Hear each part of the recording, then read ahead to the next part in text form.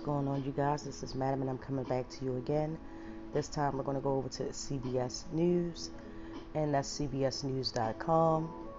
And this is an update for the Flint, Michigan water crisis case. It says a judge has approved a $626 million settlement in the Flint water crisis case. A federal judge has approved a partial settlement that will provide $626.25 million to tens of thousands of Flint, Michigan residents who for years were impacted by exposure to lead in their drinking water. The settlement, approved on Wednesday by the United States District Judge Judith E. Levy, is one of the largest in Michigan's history. The settlement reached here is a remarkable achievement for many reasons, not the least of which is that it set forth a comprehensive compensation program and timeline that is considered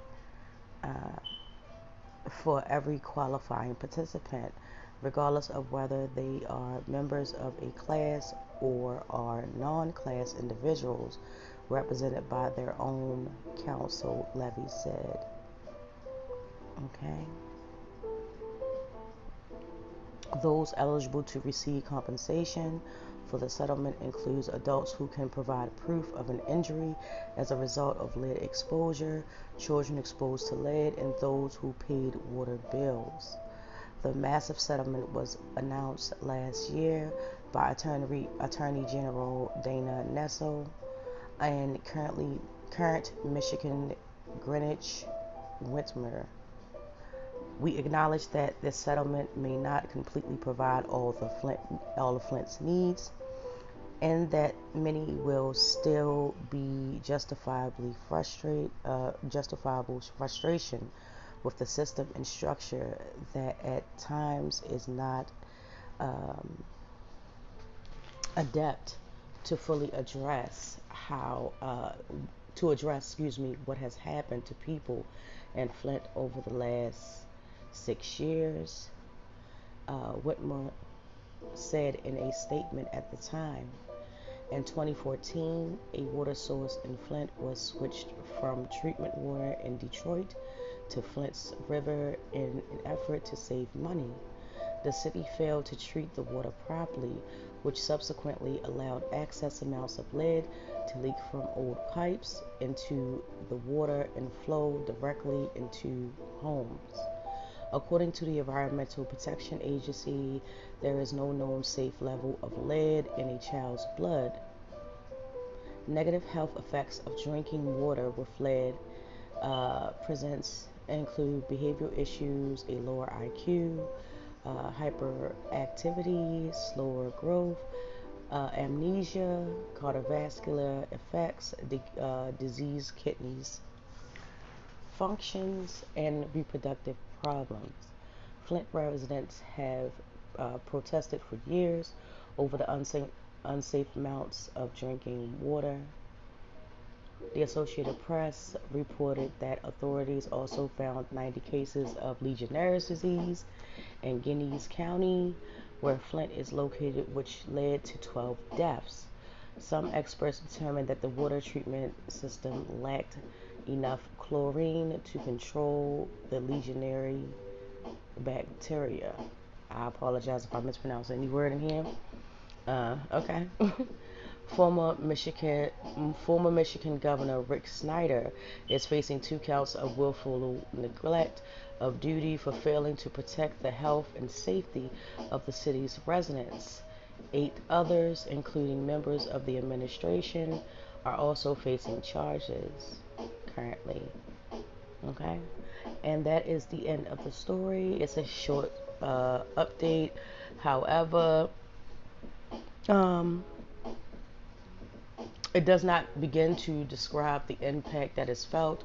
I know that for years it has been a big thing about Flint, but I just recently, a couple of weeks ago, did a story about another part of Michigan, which is one of the poorest counties in the state, to have had the similar dealings and effects as far as their water supply being contaminated and them not even offering them bottled waters. This went on for about 18 months. Um, I don't want to misquote the town, so I'll just refer you to the video that I did about that particular county and Michigan as well. My question would also be, will they be included, not just the Flint area residents, because they have been suffering as well. And it is very puzzling to me why some of the lowest and most vulnerable counties in Michigan are the ones to face this. In the higher, more well-established, more richer counties, they do not have this problem with their drinking water. So when my question is, so when they switched it over, it was like, oh well, what we just gonna do? We're just gonna, fuck over the poor people, the disadvantaged people, the low-income people, things of that nature. It just, I mean, and for the former governor to just only be charged with 2 counts, I mean, you knowingly did this, knowing that it affected families, children, mothers trying to conceive, fathers, things of that nature. And these are debilitating effects that have happened to these people, which will cause them to have lifelong injuries, lifelong, it's, come on, it's a basic right to have clean water, you know, in your home. Um, it's just mind boggling to me because if that can happen there, it can happen anywhere. Which is one of my decisions on why I do not drink from tap water. Okay. Um, I'm gonna be really honest with you. I truly feel for these people. I truly feel for the other people in the neighboring counties that are going through the same thing and have not gotten any help for 18 months. And I hope that they receive the justice and the compensation and the help, because it's not always about money. It's not always about having people pay financially for their wrongdoings. This is going to be lifelong, um, a lifelong thing that's going to go on. People are going to need counseling. People are going to need special services as far as themselves and their children, as far as their children developing and things of that nature. How can you fully function as a healthy adult and you are not given the basic right of clean drinking water to be able to even bathe yourself, cook your meals, or anything like that? So, I mean, it's a small step in the right direction, you know. Um, and also by the infrastructure bill being passed by Congress, I truly hope that when Michigan receives their portion of the money, that they will go into these low income, these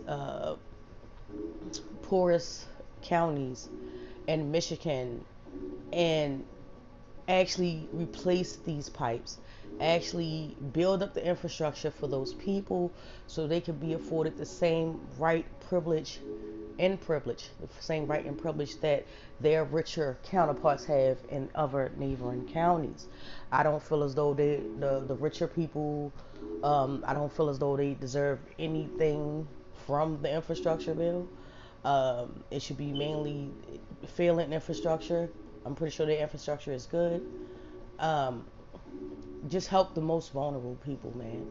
Don't try to stick all that money into something that you know that don't really need help. I know in Maryland alone, our infrastructure, as far as our bridges and roads, are trash. You know what I'm saying? So I'm hoping kind of the same thing when Governor Hogan does receive that infrastructure money, that he will put it to good use and fix some of these roads and definitely these bridges, and other crumbling infrastructures. We have issues with our pipes as well, but not to the extent that Michigan has that I am aware of. So just hoping for the best. But as always, you guys, thank you so much for coming to my channel. Thank you so much for all the likes, subscribes, and shares. Thank you so much for the comments. I do appreciate each and every one of them. And I hope you will continue to come and drop down in the comments. Give me your opinion about it. And if you are from Michigan, I would definitely love to hear from you and get your viewpoint on how you feel about the whole situation. And with that being said, you guys, I will definitely get back to you in the next video.